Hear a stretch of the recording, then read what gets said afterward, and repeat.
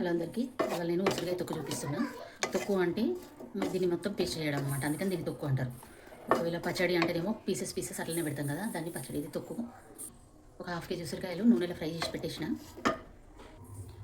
ఒక table spoon జీలకర్ర, ఆవాలు, హాఫ్ టీ స్పూన్ మెంతులు రోస్ట్ చేసి పెట్టిన, పచ్చిమిరపకాయలు, అల్లము, ఎండుమిర్చి. సో ఇప్పుడైతే ఈ ఆయిల్ పచ్చిమిర్చి వేసుకుంటాను.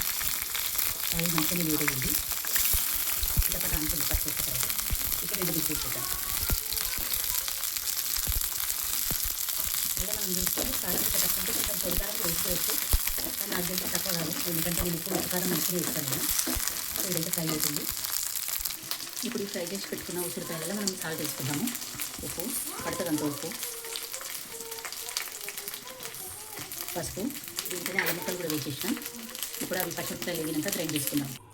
జీలకర్ర, మెంతులు, ఆవాలు, ఎండుమిర్చి, పచ్చిమిర్చి అయితే మిక్సీకి ఇస్తున్నా. ఆ తర్వాత మళ్ళీ ఉసిరికాయలు కూడా వేసుకొని పేస్ట్ చేసి పెట్టుకొని తాలింపు పెట్టుకోవాలి.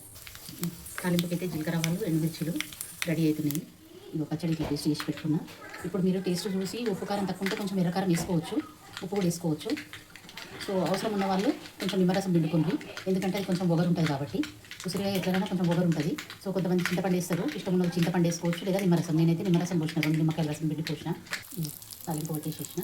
సో ఇప్పుడు మంచిగా కలుపుకోవాలి. ఇది కలుపుకొని వేడి వేడి అన్నంలో నెయ్యితో తిన్నా లేదా చపాతీలతో తిన్నా చాలా బాగుంటుంది. కానీ ఇది ఎక్కువ రోజులు నిల్వ ఉండదు. సో ఒక 3-4 డేస్లలో కథం చేసేసేయండి. నచ్చితే లైక్, షేర్, సబ్స్క్రైబ్ చేయండి. బాయ్.